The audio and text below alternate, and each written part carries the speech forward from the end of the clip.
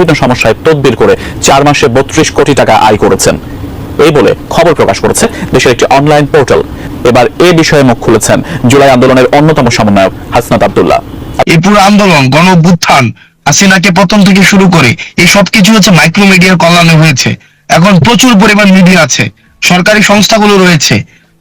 আসসালামু আলাইকুম দর্শক মণ্ডলী, সমন্বয়কারী যারা ছিল, তারা উপদেষ্টা যারা ছিল, তারা দেখেন টাকার পাহাড় কী পরিমাণে বানাইছে। দর্শক শ্রোতা, কথাই বিশ্বাসী না কাজে বিশ্বাসী। আপনারা যদি মূল ভিডিওটা না দেখেন তাহলে বুঝতে পারবেন না কী পরিমাণে টাকা উপার্জন করেছে। দর্শক চলুন আমরা মূল ভিডিও হচ্ছে যাদের সাথে চাঁদাবাজি করেছি, টেন্ডারবাজি করেছি, যাদেরকে পদ দিয়েছি, ধরেন কেউ তো আমার কাছে আসছে 10 লাখ, কেউ বলছে 15 লাখ, যে সবচেয়ে বেশি বলছে তাকে হয়তো আমরা বসাইছি। এটা দুই সহোদরের বাড়িতে রীতিমতো অবৈধ টাকার পাহাড়ের সন্ধান পেয়েছে আইন শৃঙ্খলা বাহিনী। প্লাস্টিক সিন্ধুকে থরে থরে সাজানো টাকা, এ যেন টাকার গোডাউন। এই সম্পদ কারো 400 কোটি পাউন্ড ঘুষ নেয়ার অভিযোগে যুক্তরাজ্যে স্বরাষ্ট্রমন্ত্রীর দায়িত্বে থাকতে বস্তা ভরে ঘুষ। আপনি দেখেন ব্যাগের ভিতরে তারা কিন্তু নগদ অর্থ যেগুলো নিয়ে বের হয়েছে এবং এই যে টাকা, রাষ্ট্র কাঠামো দখল করে বছরে দেশ থেকে পাচার হয়েছে 12 থেকে 15 বিলিয়ন ডলার। পাচার বন্ধে ভূমিকা রাখেনি কোনো নিয়ন্ত্রক সংস্থা, বরং দেয়া হয়েছে সহযোগিতা। অর্থ পাচার নিয়ে আলোচনায় দুর্নীতি দমন কমিশন সংস্কার কমিটির প্রধান ডক্টর ইফতেখারুজ্জামান বলেন, দ্রুত সময়ে পাচার করা অর্থ ফেরত আনা সম্ভব নয়। জানানো হয়, ব্যাংক খাতকে খাদের কিনারায় নিয়ে গিয়েছিল। গণঅভ্যুত্থানের পর প্রথমবারের মতো সেই বিরুদ্ধে 570 কোটি টাকার অস্বাভাবিক লেনদেন, 9 লাখ মার্কিন ডলার পাচার এবং সালেউদ্দিন আহমেদ সরকারের অর্থ বাণিজ্য উপদেষ্টা আছেন আমার সঙ্গে। স্যার, আপনার কাছে প্রশ্ন ছিল পাচার হওয়া টাকার পরিমাণ কত জানেন কিনা এবং 23,400 কোটি ডলার বিদেশে পাচার হয়েছে। বর্তমান বাজার দরের পরিমাণ 28 লাখ। সকল শ্রেণী পেশার মানুষ হচ্ছে টিএসসি তে ত্রাণ সহায়তা করেছে। এখন এই ত্রাণের টাকা কেন ব্যাংকে রাখা হয়েছে? যে কারণে ত্রাণের টাকা নিজেদের ব্যাংকে রেখেছেন সমন্বয়করা। সাম্প্রতিক বন্যায় আক্রান্তদের সাহায্যার্থে টিএসসিতে গত 22 আগস্ট গণত্রাণ সংগ্রহ কর্মসূচির তহবিলে প্রায় 11 কোটি 10 লাখ টাকা জমা পড়েছিল। এর মধ্য থেকে এখন পর্যন্ত বন্যার্তদের সহায়তা করা হয়েছে প্রায় 1 কোটি 75 লাখ টাকা। অবশিষ্ট প্রায় 9 কোটি 35 লাখ টাকা ব্যাংকে জমা রাখা হয়েছে। কিন্তু এসব টাকা ব্যাংকে কেন, সেই প্রশ্ন উঠেছে সাধারণ মানুষদের মধ্যে। সাম্প্রতিক বন্যায় আক্রান্তদের সাহায্যার্থে গণত্রাণ সংগ্রহের ঘোষণা দিয়ে ব্যাপক সাড়া পেয়েছিলেন বৈষম্য বিরোধী ছাত্র আন্দোলনের নেতাকর্মীরা। তাদের আহ্বানে সাড়া দিয়ে অসংখ্য মানুষকে তখন ট্রাক ভরে ত্রাণের মালামাল নিয়ে সমবেত হতে দেখা গিয়েছিল ঢাকা বিশ্ববিদ্যালয়ের ছাত্র শিক্ষক কেন্দ্র টিএসসিতে। ত্রাণ তহবিলে জমা পড়া এসব অর্থ বন্যার্তদের সহায়তায় ঠিকঠাক ব্যবহার হচ্ছে কিনা সেটি নিয়ে গত কিছুদিন ধরেই সামাজিক যোগাযোগ মাধ্যমে এক ধরনের, কিন্তু আমরা কি কংক্রিট এভিডেন্স পাচ্ছি সে আসলে 2 লাখ 1000 কোটি টাকা কোথায় গেল, কে নিয়ে গেল, কার কাছে? না, নিশ্চয়ই ওই তো কাজ তো করছেন। এখন এত দ্রুত তো হবে না। আপনার অলরেডি বকুল ভট্টাচার্যের যে একটা কমিটি করা হয়েছে, তারা কাজ করছেন, এর উপরে ইনভেস্টিগেশন হচ্ছে, কিছু কিছু বেরিয়েও আসছে কে কোথায় গেছে, কোন দিন গেছে। কিন্তু তারপর একটা সময় লাগবে তো পুরো জিনিসটা করতে। But things are coming out. আপনাদের মিডিয়াই আপনারা দেখাচ্ছেন, মিডিয়াই আপনারা বের করে আপনি কি বাংলাদেশের মিডিয়া বা আমরা যেগুলি দেখাচ্ছি সেই সব কথাগুলি আপনি আসলে ফ্যাক্ট হিসাবেই সবসময় নিতে পারছেন কিনা? কারণ অনেকে বলছেন যে শেখ হাসিনা চাপ ছিল, এখন অনেকে চাপ আছে। কোন চাপ নেই, এগুলো ভুল কথা। যারা এগুলো বলে তারা আপনার নিজের দায় এড়ানোর জন্য বলে। আমি যতটুকু লক্ষ্য করি, আমি যখন আপনার সাংবাদিক ভাইদের সাথে কথা বলি, আমি তো দেখি যে তাদের উপরে কোনো চাপ নেই, কোনো চাপটা প্রবলেমটা হচ্ছে অন্য জায়গায়। প্রবলেম হচ্ছে যে এখানে যে স্ট্রাকচারাল মিডিয়াম যে স্ট্রাকচার গড়ে উঠেছে, এটা আপনার কর্পোরেট হাউস বেসড, এবং এখানে বেশিরভাগ কর্পোরেট হাউসের যারা ছিলেন তারা আপনার আগের সরকারের সঙ্গে তাদের অত্যন্ত ঘনিষ্ঠ সম্পর্ক ছিল ব্যবসাগত কারণে। ফলে ওই জায়গাটা তো এখনো শেষ হয়ে যায়নি, ওখানে কিছু কিছু সমস্যা আছে। এবং এই ফ্যাসিস্টের সঙ্গে যারা কাজ করেছেন, যারা তাদেরকে দোষর হিসাবে কাজ করেছেন, দেয়ার ইজ স্টিল দেয়ার। আপনি ওই জায়গাটা তো পরিষ্কার হয়নি পুরোপুরি, টাইম। ব্যাপারটা কোনো দলের না, কিন্তু ব্যাপারটা হচ্ছে ফ্যাসিজম। এটা আমাদের মাথায় রাখতে হবে। ব্যাপারটা হচ্ছে অ্যান্টি ডেমোক্রেসি, অ্যান্টাই ডেমোক্রেসি। এই বিষয়গুলো আমাদের রাখতে হবে। এখন বলছে আমার anti the rights of the people, anti the voting rights of the people, human rights এর বিরুদ্ধে। এই বিষয়টা একদিকে, আর গণতন্ত্র একদিকে। না, গণতন্ত্রের কথা মানে আপনার সাথে কথা বলার একটা সুবিধা হলো যে আপনি পলিটিশিয়ান হলো, আপনি গণতন্ত্রে যেহেতু বিশ্বাসী মানুষ, সেহেতু আপনি কি আসলে এই যে 3 মাস, 100 দিন, 105 দিন এই সরকার বা সরকারের যারা সমর্থক আছেন তাদের আচার আচরণ আপনার কাছে মানে গণতন্ত্রের নম্বরে খাতায় মানে আপনি কত দিবেন? মানে এটাকে মানে যেহেতু তারা এই প্রশ্নটা আমাকে আপনার বণিক বার্তা সম্পাদক সাহেব করেছিলেন। জি, আমি তাকে উত্তর দিয়েছি যে আমি আগে শিক্ষকতা করতাম, তখন আপনার খাতা দেখতাম, স্কোর দেখতাম, স্কোর করতাম। এখন তো আপনি পলিটিক্সে, এখন তো আপনি স্কোর আমি সেভাবে দেই না। আমি স্কোর দেই জনগণের রায়ের ভিত্তিতে। আচ্ছা, মানুষ ভোট দিয়ে কোন রায় দিচ্ছে, দ্যাট ইজ মাই স্কোর। আমি সেটা দেখি। আমি মনে করি যে একটা আনফর্চুনেটলি কনসার্টেড ক্যাম্পেইন আর এফোর্ট যে এই সরকারকে হেয় প্রতিপন্ন করা, তাদেরকে ছোট করে খাটো করে দেখানো, এটা একটা আছে একটা সাইড থেকে, একটা কর্নার থেকে। তো এটা তো মারাত্মক। এই সরকারকে আমাদেরকে সহযোগিতা করতে হবে, তাদেরকে আমাদের সমল করার চেষ্টা করতে হবে। ভুল তুলতে থাকবেই, তারা অভিজ্ঞ, একেবারে রাজনীতি অভিজ্ঞ, রাষ্ট্রপ্রচার সবাই যে অভিজ্ঞ তা তো না, but they have the intention to do good. তারা ভালো করতে চায়, লেট আস সাপোর্ট দেম। আমাদের ছেলেরা এসছে গিয়ে, তাদেরকে আমাকে সমর্থন করতে হবে, এটা বাস্তবতা। কেন সবসময় নেগেটিভ দেখবো? না, এটা খুবই ইন্টারেস্টিং জনাব মির্জা ফখরুল ইসলাম আলমগীর। আমরা আপনাকে ধরেন, আপনাকে নিয়ে আমি যত কাগজপত্র, রেকর্ডিং, ভিডিও সব দেখতে বসছি, তখন বিএনপির সবগুলি নিয়ে আমার কাছে মনে হচ্ছিল যে আপনারা আসলে এই সরকারকে আর সময় দিতে চান না। যেমন আমি এই সরকারকে আর সময় দিতে চাই না, আমি মনে করি এই মুহূর্তে নির্বাচন হওয়া উচিত, আমার কাছে গণতন্ত্র শেষ কথা। কিন্তু আপনার কথা শুনে মনে হচ্ছে যে আপনি আসলে যৌক্তিক সময় দিতে চান, এবং যৌক্তিক সময়টা আসলে কতদিন সেটাও আপনি বলতে চান না, সেটা আসলে 3 বছরও হইতে পারে। তো এটা একটা মানে না, ভুল কথা। আপনি আবার যে বলেন 3 বছর হতে পারে, 3 বছর কখনোই যৌক্তিক সময় নাই। এবং আমি যৌক্তিক কথাটা আপনার ব্যাখ্যা থেকে আমরা সঠিকভাবে নিতে হবে। অর্থাৎ একটাই যে সংস্কার কথা বলেছি, সংস্কার তো শেষ হয়ে যাচ্ছে 30শে ডিসেম্বরের মধ্যে, নভেম্বরের মধ্যে সাবমিট করবে। 31শে ডিসেম্বরের মধ্যে সমস্ত চূড়ান্ত সাবমিট হবে, তারপরে আলোচনা হবে, তারপরে আমরা তো মনে হয় এটা খুব বেশি সময় লাগার কথা নয়। কিন্তু তারা একটি নতুন ভোটার তালিকা করতে চাচ্ছে। নতুন ভোটার তালিকা করলে তো এটাতে সময় লাগবে আসলে। সংস্কার খুব বেশি সময় লাগার কথা না তো। নতুন ভোটার তালিকাও যদি করতে চায় তাও বেশি সময় লাগার কথা না। আর ভোটার তালিকা করার তো নিয়ম আছে, সেই নিয়মে করলে তো কোনো সময় লাগবে না। উপদেষ্টাদের মধ্যে কেউ কেউ আমাকে বলেছেন যে শুধু ভোটার তালিকা করতেই আজকে যদি শুরু করে তাহলে 9 মাস লাগবে। যদি আপনি কেউ বলে থাকে, তা আমি বলবো যে নির্বাচন সম্পর্কে তার খুব ভালো ধারণা আছে বলে আমার কাছে মনে হয় না। আচ্ছা, তাহলে আপনি মনে করেন যে যৌক্তিক সময়টার মধ্যে থেকে থাকলে, আমি আর আপনাকে টাইম ফ্রেমটা জানতে চাই না, যদিও আমার জানতে খুবই ইচ্ছা করছে যে আপনার মাথায় কোনো একটা তারিখ আছে কিনা। যেমন কেউ কেউ বলছে যে 2025-এর মধ্যেই আসলে নির্বাচনটা হয়ে যাওয়া উচিত। আমার কাছে অবশ্য মনে হয় যে নির্বাচনটা 2025-এর মধ্যে হলেও ঘোষণাটা এই মুহূর্তে আসা উচিত যে নির্বাচনটা কবে হবে, একটা রোড ম্যাপ। সেটা তো আমরা বলেছি, আমরা কিন্তু সেটা পাবলিকলি বলেছি।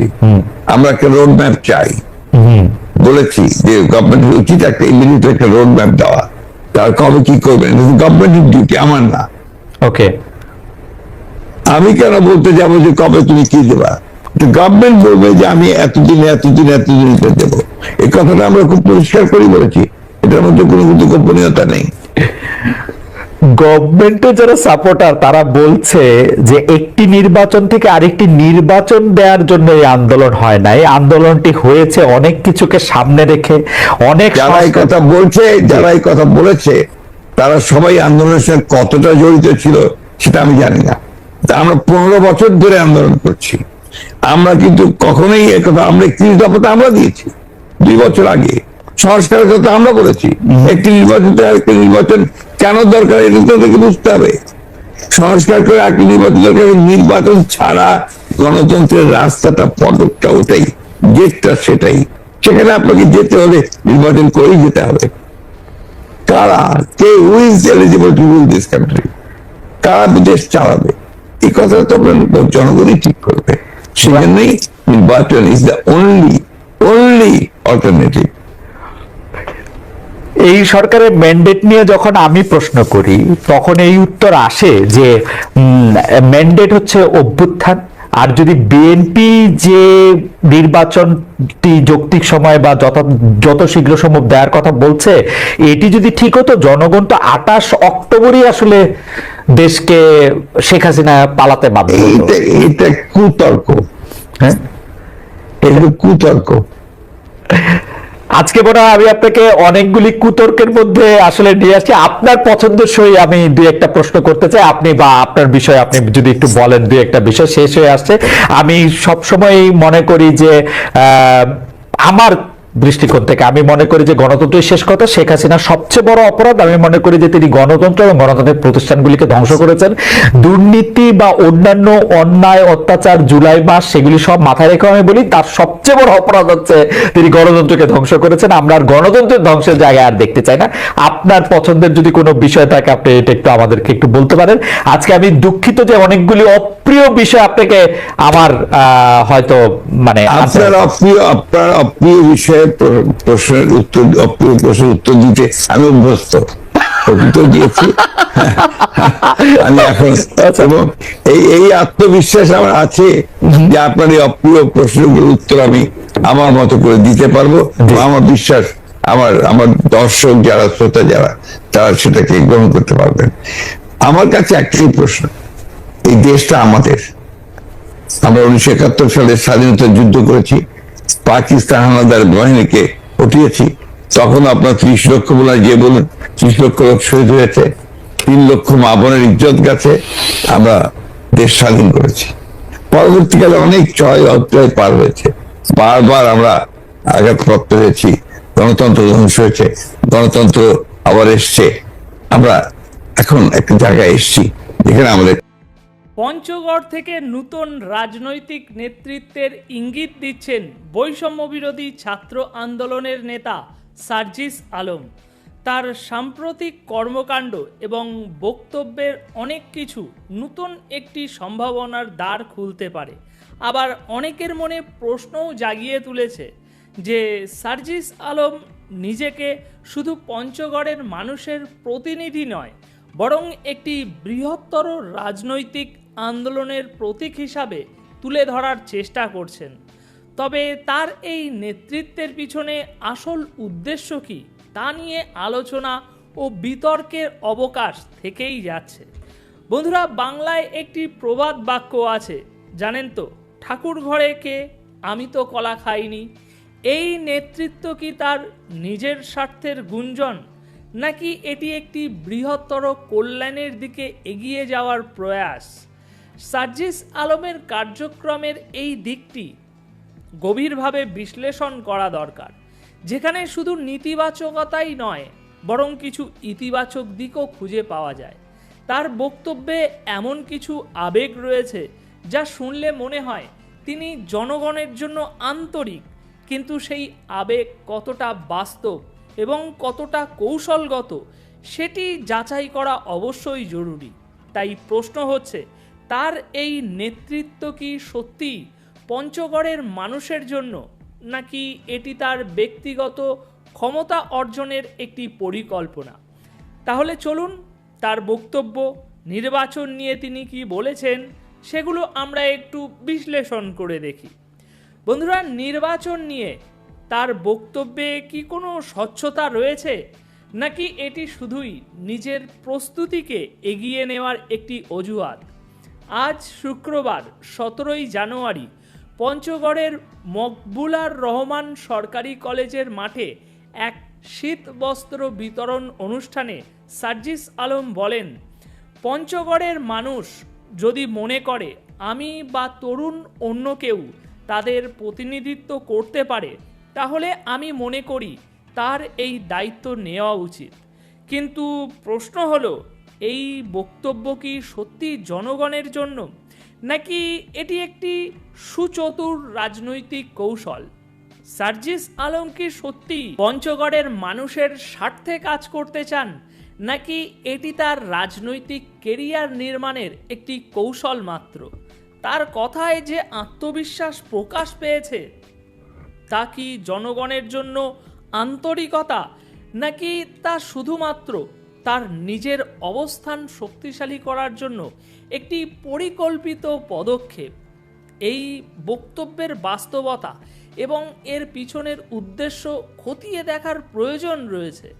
বন্ধুরা, এই অনুষ্ঠানে প্রায় 2000 মানুষের হাতে শীত বস্ত্র বিতরণ করা হয়েছে। তবে এটি কি শুধুই মানবিক উদ্যোগ, নাকি স্থানীয়দের মন জয় করার একটি পরিকল্পনা? কেউ কেউ বলছেন যে এটি নিঃসন্দেহে একটি ভালো কাজ, তবে একই সঙ্গে প্রশ্ন তুলছেন, কেন পঞ্চগড়ের মানুষ গত 6 মাসে এমন কোনো উদ্যোগের স্বাদ পায়নি? আর এই শীতবস্ত্র বিতরণ কি রাজনৈতিক প্রচারণার সূচনা, নাকি এর পিছনে সত্যি কোনো মহৎ উদ্দেশ্য রয়েছে? শীতের কাঁপুনিতে কম্বল দেওয়া হচ্ছে, নাকি ভোটারদের মন গলানোর জন্য একটি পলিটিক্যাল কম্বল হিসাবে এটি কাজ করছে? সার্জিস এখানে দাবি করছেন তার নেতৃত্বে বৈষম্য বিরোধী ছাত্র আন্দোলনের অভ্যুত্থান সফল হয়েছে। তিনি বলেন, আমরা যারা ফ্যাসিবাদ বিরোধী আন্দোলনে অংশ নিয়েছি, আমরা অভ্যুত্থান পরবর্তী বাংলাদেশ নিয়ে যে স্বপ্ন দেখি, তার সামগ্রিক একটি রূপরেখা দেখতে পাব। তবে প্রশ্ন হলো, এই স্বপ্ন এবং রূপরেখা কতটা স্পষ্ট? জনগণের জন্য বাস্তবসম্মত পরিকল্পনা কিভাবে এতে অন্তর্ভুক্ত হয়েছে?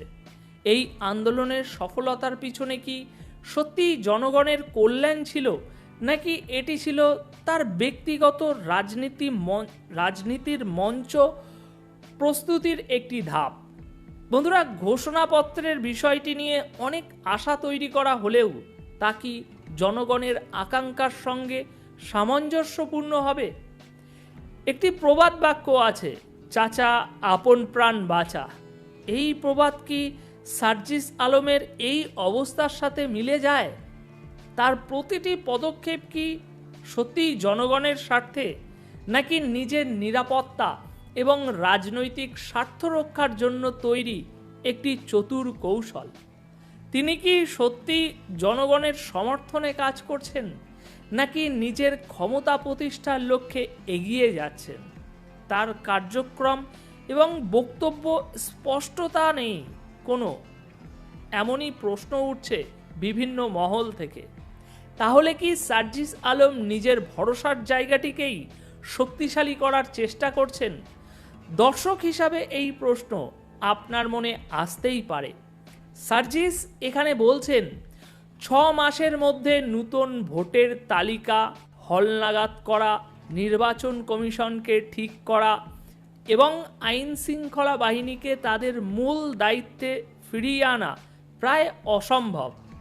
এই বক্তব্যে অনেক সন্দেহ প্রকাশিত হয়। তিনি কি সত্যি নির্বাচনের সুষ্ঠুতা নিয়ে চিন্তিত, নাকি নির্বাচন পিছিয়ে দিয়ে নিজের প্রস্তুতিতে সময় নিচ্ছেন? এমনকি এটা কি তার দীর্ঘমেয়াদী রাজনৈতিক পরিকল্পনার একটি অংশ, যেখানে তিনি সময় নেবেন নিজের অবস্থান শক্তিশালী করার জন্য? এই সন্দেহ আরও ঘনীভূত হয় যখন দেখা যায় যে তার বক্তব্যে স্বচ্ছতা এবং প্রতিশ্রুতির যথেষ্ট অভাব রয়েছে। তিনি কি শুধুই জনগণের অনুভূতিকে কাজে লাগিয়ে নিজের জন্য আরও সুবিধা আদায়ের চেষ্টা করছেন, নাকি এর পিছনে সত্যি কোনো ইতিবাচক উদ্দেশ্য রয়েছে? সার্জিস এখানে বলছেন, পঞ্চগড়ে কয়েকটি রাস্তা ছাড়া কিছুই হয়নি, একটা শিল্প কারখানা পর্যন্ত হয়নি। আমাদের বেশি কিছু দরকার নেই, শুধু পঞ্চগড়ের মানুষের পাওনা অধিকার নিশ্চিত করতে চাই। তবে প্রশ্ন উঠছে, তিনি কি সত্যি পঞ্চগড়ের মানুষের জন্য এই দাবি করছেন, নাকি এটি কেবল তার রাজনৈতিক কৌশলের একটি অংশ? জনগণের অধিকার নিশ্চিত করার এই প্রতিশ্রুতির আড়ালে কি কোনো ব্যক্তিগত স্বার্থ লুকিয়ে আছে? অনেকেই মজার ছলে বলছেন, সার্জিস আলমের প্রতিশ্রুতিগুলো এতটাই উদার যে মনে হয় ভবিষ্যতে পঞ্চগড়ে চাঁদে যাওয়ার জন্য একটি রাস্তা বানানোর প্রতিশ্রুতি দিয়ে বসবেন তিনি। আবার কেউ কেউ বলছেন, তার প্রতিশ্রুতি শুনলে মনে হয় যেন তিনি একটি ইচ্ছা পূরণ ফাউন্টেন হয়ে উঠতে চাইছেন এখন। কিন্তু বাস্তবে এই প্রতিশ্রুতিগুলো কতটা কার্যকর হবে তা নিয়ে সন্দেহ থেকেই যায়।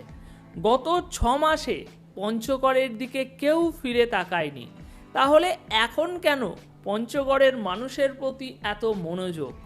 এটি কি আসন্ন নির্বাচনের জন্য একটি পরিকল্পনা? সার্জিস বলছেন, প্রত্যেক জেলা ও উপজেলা থেকে মানুষকে নিয়ে গ্রুপ তৈরি করা হবে যারা অন্যায় ও অনিয়মের বিরুদ্ধে ব্যবস্থা নেবে। এই পরিকল্পনার বিষয় বা বাস্তবায়ন করা, এই বিষয়গুলো নিয়ে সন্দেহ তৈরি হয়। তবে এটিকে একেবারে উড়িয়ে দেওয়াও ঠিক হবে না।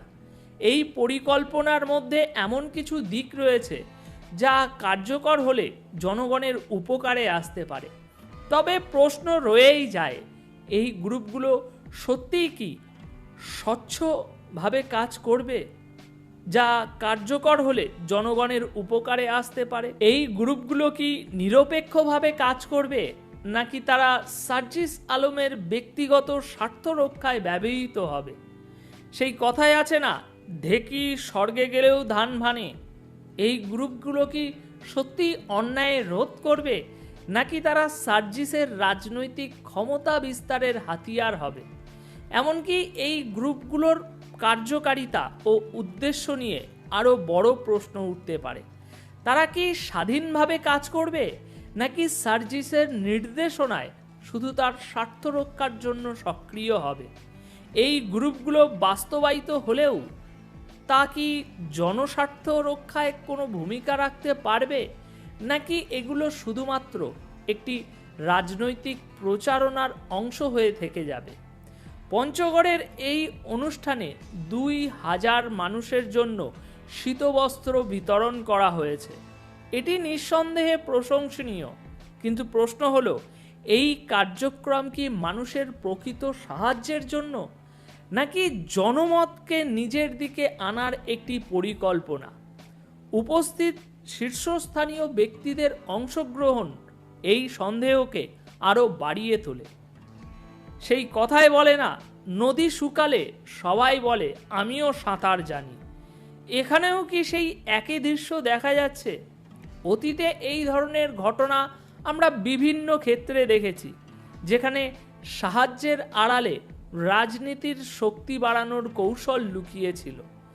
এই কার্যক্রমেও কি তেমন কিছু? তার এই উদ্যোগগুলো কি সত্যিই পঞ্চগড় এবং বাংলাদেশের মানুষের জন্য কল্যাণ বয়ে নিয়ে আসবে, নাকি এটি শুধুই একটি রাজনৈতিক প্রচারণার নতুন অংশ?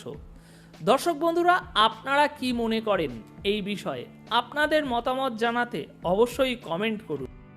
আর রটে কিছু তো বটে ভাই পৃথিবীতে, নাকি? একেবারে সবকিছু তো আমরা চাইলেও মনে করেন ফু দিয়ে উড়িয়ে দিতে পারি না।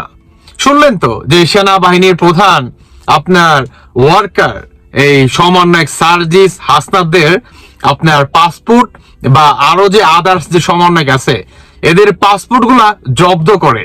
কে জব্দ করে? সেনাবাহিনীর প্রধান। তো কেন করে? এখন আসুন মূল পয়েন্টে। সেনাবাহিনীর কিংবা আপনার পুলিশের কাছে গ্রেপ্তার হয় সার্জিস হাসনাত। এখন অনেকেই এটা নিয়ে আপনারা বিতর্ক করতে পারেন, কিন্তু আমি আপনাদেরকে একটু সমীকরণটা মিলাই দেই যে অরিজিনালি গ্রেপ্তার হয়েছে কিনা বা এই বিষয়ে কথা বলি। প্রথমত আপনাকে জানতে হবে সার্জিস আর হচ্ছে হাসনাত আপনার এদের কিন্তু একটা প্ল্যান থাকে এই আপনার সরকার পতনের দিক দিয়ে। প্ল্যান এ, প্ল্যান বি আর হচ্ছে প্ল্যান নাম্বার সি, মানে 1, 2, 3। তো তাদের 3 নাম্বার প্ল্যানটা হচ্ছে যে কোন সরকার যদি এসে পড়ে বা বাই এনি চান্স এরা যদি মনে করেন আপনার বিফল হয়ে যায় বা আপনার একদম ড্রপ খেয়ে যায়, তাহলে এরা সেফ এক্সিট নিবে বাংলাদেশ থেকে। এবং এই সেফ এক্সিট নাম্বার হচ্ছে নাম্বার 3, মানে তাদের প্ল্যান মোতাবেক। এখন সেনাবাহিনীর প্রধান মোটামুটি আপনার 15 থেকে 20 দিন হবে মেবি, এর ভিতরেই, হ্যাঁ 15 থেকে 20 দিনের ভিতরেই সম্ভবত। সেখানে বা সেই সময়টার ভিতরে সেনাবাহিনীর প্রধান কিন্তু সার্জিস আর হাসনাতকে কিন্তু গোপনে এনে কিন্তু তাদেরকে কিছু হেদায়েত স্বরূপ জ্ঞান দেওয়া হয়। ইভেন তাদের সমন্বয়কদের পাসপোর্ট কি জব্দ করা হয়, তারা যাতে বাংলাদেশ থেকে সেফ এক্সিট না নিতে পারে, মানে তারা যাতে ভারত পর্যন্ত না যেতে পারে, তারা যাতে পাকিস্তান পর্যন্ত না যেতে পারে। বুঝতে পারতেছেন আপনি যে সেনাবাহিনীর প্রধান এবং পুলিশ যে বাজার আছে সমন্বয়করা, তারা কি বর্তমান বিশেষভাবে সেনাবাহিনীর আপনার নজরবন্দিতে আছে। এই সমন্বয়ক সার্জিস, হাসনাত, উপদেষ্টা নাহিদ, আসিফ, তারপর হচ্ছে আপনার আরো যে বাজার আছে প্রত্যেককে কেন আছে। অনেকেই আপনারা আরো জানেন যে আমাদের বাংলাদেশে বর্তমান কিন্তু বিশাল কিন্তু দুর্নীতি হচ্ছে, অনেক দুর্নীতি কিন্তু হচ্ছে, এটা কিন্তু আপনি অস্বীকার করতে পারবেন না। আপনার সমন্বয়ক সার্জিস হাসনাতের নামে কিন্তু আপনার দুবাইতে হুন্ডির মাধ্যমে যে তারা যে টাকা পাচার করে, এই ধরনের কিন্তু একটা তথ্য কিন্তু উঠে আসছে। অনেকেই আপনারা বলতে পারেন যে ভাই এগুলো সব ভুয়া খবর, এগুলো হচ্ছে গুজব। দেখেন ভাই, এগুলো গুজব বলে কোনো কথা নাই। পৃথিবীতে যা রটে কিছু তো ঘটে রে ভাই, নাকি? একেবারে তো আপনি গুজব বলে উড়িয়ে দিতে পারবেন না। এখন আসুন সমন্বয়ক সার্জিস আর হচ্ছে হাসনাত এদের যে গ্রেফতার করলো, এই বিষয়টা কিভাবে? জি এক্স্যাক্টলি আপনি সঠিক কথাটাই শুনছেন। সমন্বয়ক সার্জিস হাসনাত অরিজিনালি তারা গ্রেফতার হয়েছে। কিভাবে গ্রেফতার? প্রথমত হচ্ছে এদের পাসপোর্ট জব্দ করা হয়েছে, দ্বিতীয়ত তারা বিশেষভাবে সেনাবাহিনীর আপনার বিশেষ একটা নজর বন্দিতে আছে। সমন্বয়ক সার্জিস আর হচ্ছে হাসনাত, এরা যাতে বাংলাদেশ থেকে সেফ এক্সিট না নিতে পারে এবং এরা যাতে আপনার কোনো অনাকাঙ্ক্ষিত ঘটনা না ঘটাতে পারে এবং এরা যাতে আরো দুর্নীতি না করতে পারে, এটার জন্যই সেনাবাহিনী এবং পুলিশ বাহিনী এদের উপরে বিশেষভাবে নজরবন্দি করে রাখে। এটাই হচ্ছে এদের গ্রেফতারের মূল যে রহস্যটা।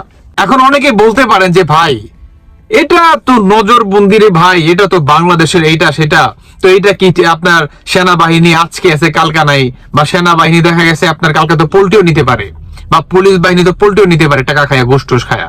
হ্যাঁ, তাহলে আমি আপনাকে আর একটু শিওর করি, সেটা হচ্ছে আপনারা অনেকে জানেন যে আমাদের বাংলাদেশের সেনাবাহিনী, পুলিশ বাহিনী, নৌবাহিনী, আপনার আরো যে আদার্স বাহিনী আছে, আমাদের বাংলাদেশে কিন্তু বিশ্বের একটা নাম আছে, সেটা হচ্ছে আপনার শান্তি রক্ষা মিশনে।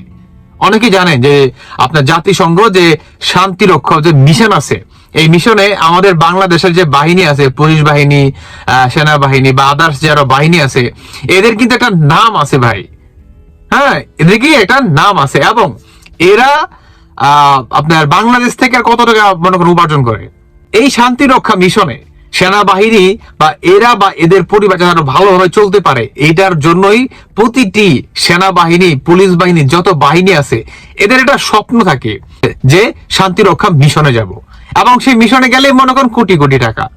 মানে আপনি বুঝেন, একটা মিশনে গেলেই আপনার পরিবার ভালোভাবে চলতে পারবে, আপনার লাইফটা একটা সিকিউর হবে, কিংবা আপনার ভবিষ্যৎ আরো উজ্জ্বল হবে, তাই না? এটার জন্য কি তারা শান্তি রক্ষা মিশনে যেতে চায়। এবং আপনি যদি এই মিশনে যেতে চান, তাহলে আপনাকে কি করতে হবে?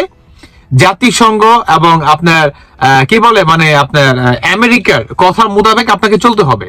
আপনাকে আপনার দেশে আপনাকে শান্তি বজায় রাখতে হবে, দেশে কোনো আপনার জঙ্গিবাদী থাকতে পারবে না, বা জঙ্গিবাদী দমনের ক্ষেত্রে আপনাকে সেখানে বড় একটা ভূমিকা পালন করতে হবে। আর আপনি যদি এই দিকটা যদি আপনি একদম পুরাই বিফল হয়ে যান, তাহলে আপনি সেখানে স্যাংশন খাবেন। কি স্যাংশন খাবেন? আমাদের বাংলাদেশ থেকে সেনাবাহিনী, পুলিশ বাহিনী, কোন বাহিনী কোন আপনার জাতিসংঘ মিশনে যেতে পারবে নয় আকার না। তখন কি হবে? তখন আমাদের বাংলাদেশ ডিফেন্সের দিক দিয়ে অনেক দুর্বল হয়ে যাবে, কোনো ট্রেডিং পাবে না, কিংবা আপনার যে কি বলে মানে এখন তো ডিজিটাল যুগ ভাই, বুঝেন নাই, যে এক এক সময় এক একটা মনে করেন আপনার অস্ত্র বা আপনার গান হতে পারে বা আপনার আদার্স অনেক কিছু মনে করেন হতে পারে। তো সেই দিক দিয়ে তারা কি আপনার শিক্ষাটা অর্জন করতে পারবে না। এতে কি হবে, আমাদের বাংলাদেশটা রসাতলে যাবে, একটা পর্যায়ে আমাদের বাংলাদেশটা কি আক্রমণ হতে পারে বহির্বিশ্বের।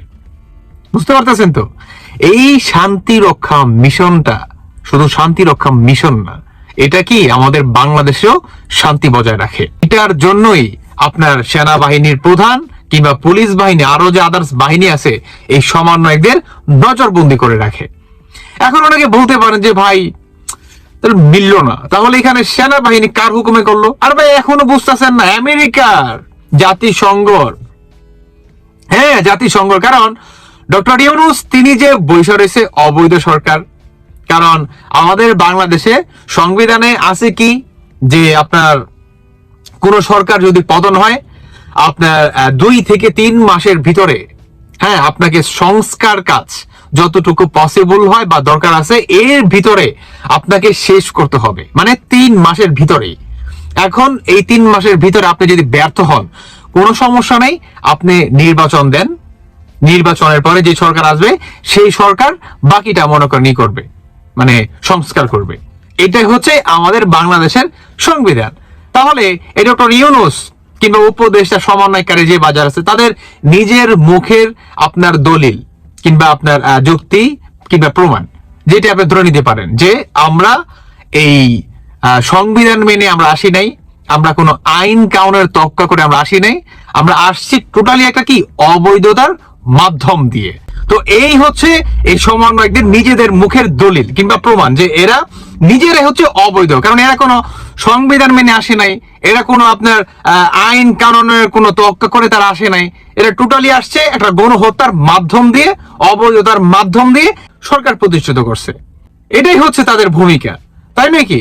তাহলে এটা কি কখনোই জাতিসংঘে আপনার প্রমাণ পাবে বা বহির্বিশ্বের কাছে এটা কি কতটুকু যুক্তিসঙ্গত হতে পারে বলেন? তাদের এই ভূমিকাটা টোটালি আপনার ক থেকে চন্দ্রবিন্দু চান অব্দি আপনারা টোটালি কি ভোকাস, এবং এটার জন্যই জাতিসংঘ এদেরকে বলে যে বাংলাদেশে বর্তমান আপনার সংখ্যালঘুদের উপরে কিংবা আপনার আওয়ামী লীগের উপরে, তারপর হচ্ছে আপনার বর্তমান বাংলাদেশে নতুন করে আপনার আমাদের বাংলাদেশে আপনার জঙ্গিবাদী যারা আছে তারা কি পুনরায় মাথা চারা দিয়ে উঠছে, এবং এদেরকে যাতে শক্তভাবে আপনার ট্যাকেল করতে পারে এটার জন্যই আপনার জাতিসংঘ থেকে আমাদের সেনাবাহিনী কোন পুলিশ বাহিনী কোন সবাইকে এই সতর্ক বার্তাটা দেন যে এরা যাতে সেফ এক্সিট না নিতে পারে, যাতে কোনো দেশে যাতে না যেতে পারে, মানে বাংলাদেশ থেকে এক কদম যাতে পাড়া না দিতে পারে। তাহলে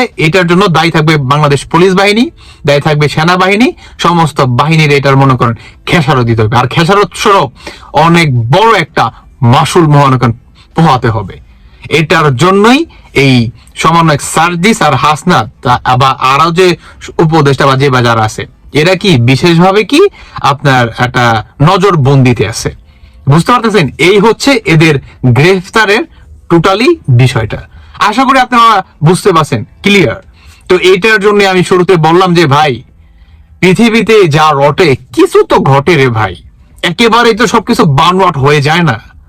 আর বিশেষভাবে আমাদের বাংলাদেশের কিছু মিডিয়া আছে, কিছু মিডিয়া না আপনার যদি 10টা মিডিয়া থাকে 8টা মিডিয়াই এই সমন্বয়ক আর হচ্ছে উপদেষ্টাদের কাজ করতেছে, মানে তারা যদি ভালো কাজ করে সেটাকে তো মনে করেন আর একটু বাড়িয়েও বলবে, এবং তারা যদি কোনো খারাপ কাজ করে জাতির সামনে সেটা আনে না। এবং তথ্য বাবা একজন আছে না, তথ্য বাবা নাহিদ, তিনি জানেন কি করে সবকিছু ফিল্টার করে, যদি এদের এগেনস্টে আপনি কোনো কথা বলেন ফিল্টার করে ওই ভিডিওটাকে ডাউন করে দেয়। কি করে? ওই ভিডিওটাকে ডাউন করে দেয়, ওই ভিডিওটার ভিউ হয় না, যাতে করে বাংলাদেশের মানুষ যাতে এদের প্রতি আর নতুন করে যাতে কোনো তথ্য যাতে না জানতে পারে বা সমন্বয়কারীরা কি ঘটাচ্ছে বা কি হচ্ছে, এটাকে কি টোটালি হাইড